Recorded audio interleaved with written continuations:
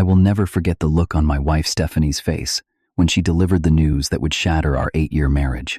We were sitting at our dining table, the same one where we had shared thousands of meals, when she looked at me with a smirk I had never seen before and said, "I am pregnant, Maynard, 3 months along. But it is not yours. It is Marcus's baby, and I want a divorce plus $5,000 a month in alimony." The coldness in her eyes as she calculated my reaction felt like a knife twisting in my chest. But instead of falling apart, something hardened inside me. Before I tell you what happened next, drop a comment letting me know where you are watching from. Hit that like button if you believe justice always finds a way, and subscribe to hear how I turned this devastating betrayal into the most satisfying comeuppance of my life. To understand the magnitude of this betrayal, you need to know about the life we had built together. Stephanie and I met during our senior year at Northwestern University. I was studying computer engineering. She was majoring in finance. We connected at a mutual friend's birthday party where we spent the entire night talking about everything from childhood memories to our career ambitions. Her intelligence, ambition, and infectious laugh drew me to her immediately. After graduation, we both landed jobs in Chicago. I joined a technology firm specializing in network security, while Stephanie secured a position at a mid-size investment brokerage. We dated for 2 years before I proposed during a weekend trip to Lake Michigan. The wedding was modest but beautiful, with about 100 close friends and family members. We bought our first home together in a quiet suburb outside Chicago, a 4-bedroom colonial that we planned to fill with children someday. Those first years were everything I had hoped marriage would be. We traveled extensively, hiking in Colorado, beach hopping in California, even saving enough for a 2-week trip to Italy for our 5th anniversary.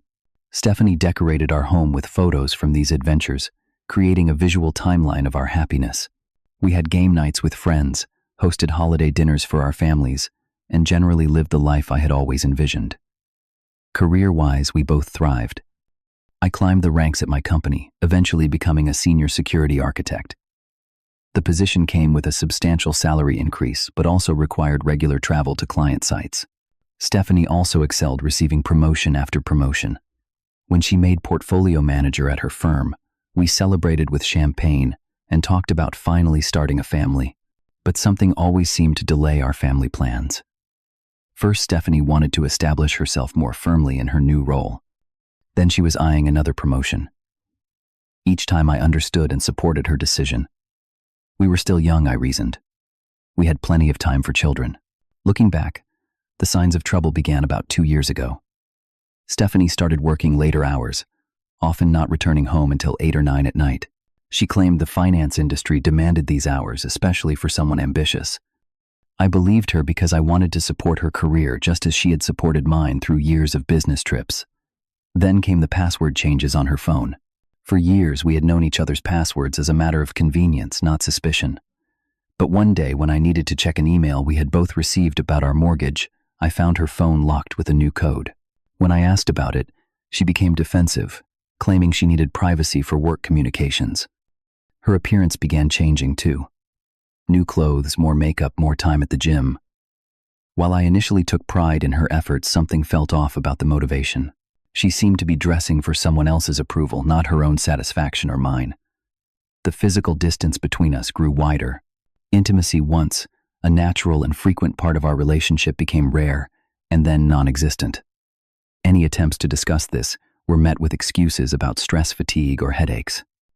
After 4 months without any physical connection, I began to wonder if our marriage was in serious trouble.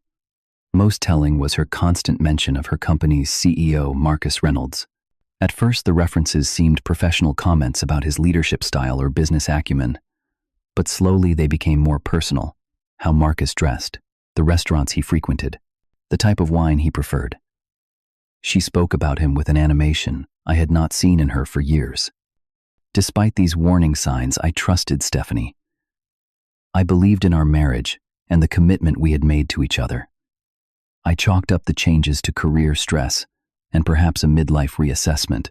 After all, we were both approaching our mid-30s, a time when many people question their life choices. I was determined to support her through this phase, confident that our foundation was strong enough to weather any temporary disconnect. This trust made the eventual betrayal all the more devastating. In retrospect, I was willfully blind to the obvious, choosing to see what I wanted rather than what was actually happening in front of me. The night everything came to light, I had just returned from a 2-week consulting assignment in Seattle. Wanting to reconnect with Stephanie, I prepared her favorite meal pan seared scallops with risotto and roasted asparagus. I bought flowers, chilled a bottle of the Sauvignon Blanc she loved, and even set out candles on our rarely used dining table. She texted that she would be home by 7, but by 8:30 there was still no sign of her. When she finally walked through the door at 9, dinner had long gone cold. She smelled of alcohol and wore makeup much heavier than her usual style. Her blouse was slightly rumpled, and she seemed surprised to find me waiting. "I did not realize you would go to all this trouble," she said, eyeing the cold dinner and burned-down candles. There was neither apology nor appreciation in her voice. I reheated our plates while she freshened up, clinging to my plan of a reconnecting dinner. When she returned to the table, she barely touched her food, instead sipping steadily from her wine glass. After several minutes of strained small talk, she straightened in her chair and looked directly at me. "I need to tell you something," she said, her voice surprisingly steady. "I am pregnant." For a brief, beautiful moment, joy surged through me. After years of waiting, we were finally going to have a child, but that joy evaporated instantly as I saw the expression on her face. Not happiness or excitement, but something closer to contempt. "It is not yours," she continued, the corner of her mouth curling upward. "It is Marcus's baby. We have been seeing each other for almost a year now. I am filing for divorce, and you are going to pay alimony. My lawyer says, with your income, I am entitled to at least $5,000 a month." The world seemed to stop. The room felt suddenly airless, as if all oxygen had been sucked away. I gripped the edge of the table to steady myself, knuckles white with pressure. 1,000 questions flooded my mind, along with waves of anger, hurt, and disbelief, but somehow I maintained an outward calm that seemed to irritate her. "Did you hear what I said?" she demanded, when I did not immediately respond. "I heard you," I replied quietly, my voice steadier than I felt. "Marcus is 10 times the man you will ever be," she continued, seemingly determined to provoke a reaction. "He is successful, powerful. People respect him, and he knows how to satisfy a woman." Each word felt like a physical blow designed to maximize damage to my self-esteem and our shared history. But something in me refused to give her the emotional outburst she clearly wanted. "I will be staying at Jessica's tonight," she announced, standing up. "Expect divorce papers tomorrow. My lawyer suggests you move out by the weekend." With that, she grabbed her purse and left, not bothering to take any overnight things, confirming my suspicion that she had them elsewhere already. Alone at our dining table, surrounded by the remnants of my failed attempt at reconnection, I tried to process what had just happened. 8 years of marriage, reduced to a cruel announcement and colder dismissal. The future I had imagined erased in seconds. And now, apparently, I was expected to finance her new life with another man through substantial alimony payments. Something inside me that had bent during her announcement now straightened with resolve. If Stephanie thought I would quietly accept this treatment, she had severely misjudged the man she married. After a sleepless night replaying Stephanie's announcement, in my head, clarity began to replace shock. This was not just about emotional betrayal anymore. It was now a legal and financial battle for which I needed to prepare. First thing in the morning, I called my close friend Ryan, an attorney specializing in family law. She said what Ryan exclaimed when I related Stephanie's pregnancy announcement and alimony demands. "Maynard, meet me for lunch. Bring any financial documents you can gather quickly. We need to get ahead of this." Over sandwiches at a quiet deli, Ryan explained the legal landscape I was facing. Illinois is a no-fault divorce state, but infidelity can still impact financial settlements, especially alimony, he explained. If we can prove she used marital funds to support her affair, or that her infidelity substantially contributed to the marriage breakdown, we might avoid alimony altogether. What kind of proof would we need, I asked. Communications between them. Financial records showing joint purchases or gifts, witness testimony about their relationship, evidence of time spent together during your marriage, Ryan listed. The more comprehensive, the better. I left our meeting with a clear mission: document everything. That afternoon, I began a methodical investigation into my wife's betrayal. First, I contacted a reputable private investigator, recommended by Ryan. While expensive, having professional surveillance would provide credible evidence for court. The investigator began tracking Stephanie's movements, particularly her interactions with Marcus. Next, I reviewed our joint financial records. For the past 8 months, Stephanie had been withdrawing cash in amounts between $500 and $2,000, totaling over $30,000. These withdrawals often coincided with work trips. She had taken trips I now suspected were actually rendezvous with Marcus. Our home computer proved to be a goldmine of information. Though Stephanie had been careful with her phone, she occasionally used our shared laptop. Through recovered browser history and cached emails, I discovered months of communications between her and Marcus, ranging from explicit messages to discussions about their future together. The most shocking discovery came from a folder of financial documents Stephanie had stored on the computer. 3 months earlier, she and Marcus had purchased a luxury condominium in downtown Chicago. The down payment included $40,000 from our joint savings account disguised through a series of transfers. My name was nowhere on the property documents. I also reached out to a former colleague of mine who now worked at Stephanie's firm. While hesitant at first after I explained my situation, she confirmed what many at the company already knew: Stephanie and Marcus had been openly affectionate at office events for months, barely attempting to hide their relationship. According to my contact, it was common knowledge that Marcus was grooming Stephanie for a significant promotion, raising ethical questions about their professional relationship as well. Further investigation revealed something Stephanie herself might not have known. Marcus Reynolds was married. His wife Sarah was a prominent attorney with a prestigious law firm specializing in corporate law. This discovery added another dimension to the deception, extending it beyond just our marriage. After a week of intensive information gathering, I met with Ryan again to share my findings. He was impressed by the thoroughness of my investigation. "This is more than enough to counter her alimony claims," he said, reviewing the documents. "But there is something else to consider." Ryan explained that given Marcus's position as CEO and Stephanie's role managing client portfolios, their relationship raised potential securities violations, particularly if she had received preferential information or treatment due to their personal involvement. "That is beyond the scope of our divorce case," Ryan cautioned, "but it could give us additional leverage." We developed a strategic approach. Rather than immediately confronting Stephanie with the evidence, we would wait for her to formally file for divorce and make her demands. This would reveal her legal strategy and potentially catch her unprepared for our counter-evidence. "What about Marcus's wife?" I asked. "Should we inform her?" Ryan considered this carefully. "Legally, we do not have an obligation to tell her. But morally and strategically, it might make sense. Having another affected party aware of the situation could create additional pressure." I decided to compile a separate file of evidence for Sarah Reynolds, excluding financial information relevant only to my marriage, but including proof of the ongoing affair and the pregnancy. As predicted, Stephanie filed for divorce the following week, citing irreconcilable differences rather than admitting to infidelity. Her petition included demands for $5,000 monthly in alimony, half the value of our home, and a portion of my retirement accounts. The same day, I received a text message from her.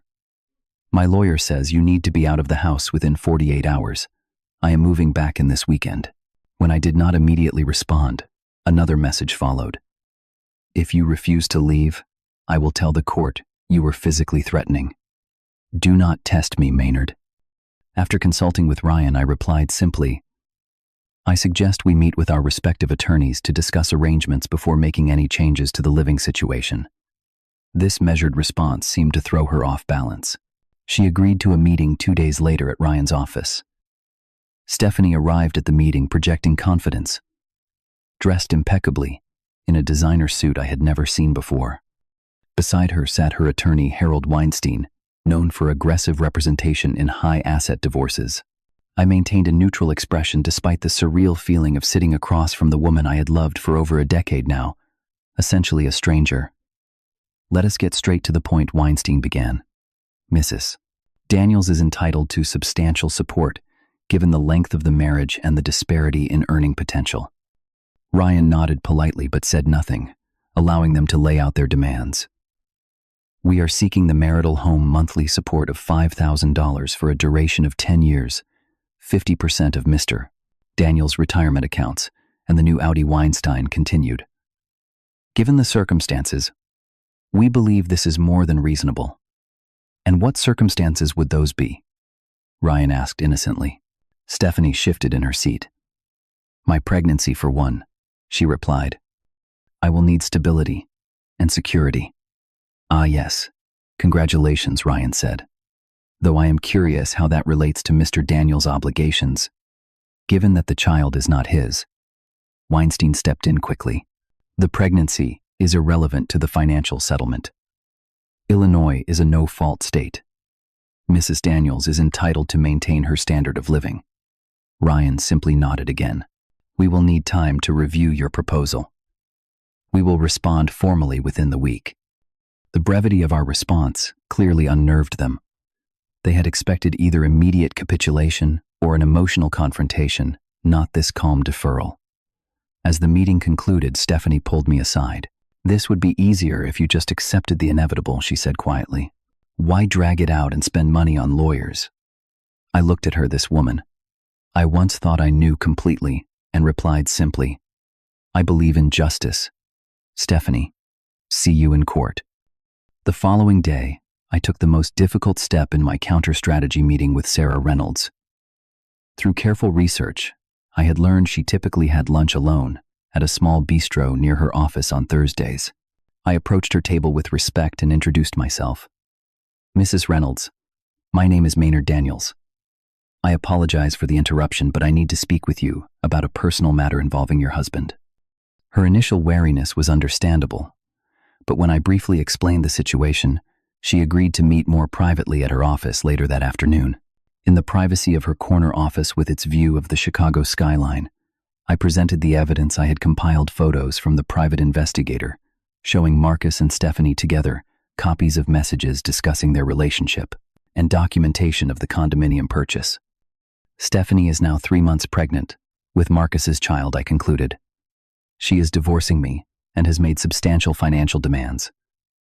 I thought you deserved to know the complete situation. Sarah sat silently for several moments, her professional composure masking whatever emotions she might be feeling. When she finally spoke, her voice was steady. Thank you for bringing this to my attention, Mr. Daniels. While this is obviously distressing information, I appreciate your directness. What I did not anticipate was her next question. Do you have any information suggesting impropriety in their professional relationship? Trading recommendations, client information, anything of that nature? I mentioned the timing of Stephanie's promotion coinciding with the beginning of their relationship and the concerns my contact at the firm had expressed about preferential treatment. Sarah nodded thoughtfully. I sit on the board of the Securities and Exchange Commission Chicago office. What you are describing raises regulatory concerns beyond the personal betrayal.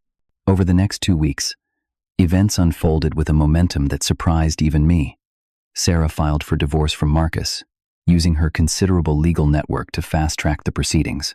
Simultaneously, an SEC investigation was launched into Marcus's leadership and potential conflicts of interest at the investment firm. Meanwhile, Ryan filed our response to Stephanie's divorce petition. Rather than simply defending against her demands, we countered aggressively. Petitioner engaged in adulterous relationship, resulting in pregnancy with a third party. Petitioner misappropriated marital assets of approximately $70,000 to purchase property with paramour. Petitioner created hostile living environment through deception and subsequent threats. Respondent requests full ownership of marital home, denial of all alimony claims, and reimbursement of misappropriated funds, plus legal fees. When Stephanie received our counter-petition with its accompanying evidence, her reaction was immediate and frantic. My phone exploded with calls and messages alternating between threats and pleas. You had no right to go to Sarah, she screamed in one voicemail. You have ruined everything. Another message took a different approach. Maynard, please. We need to talk. This has gotten out of hand. I made a mistake. Can we please discuss this privately? I did not respond to any of these communications, instead directing all contact through Ryan.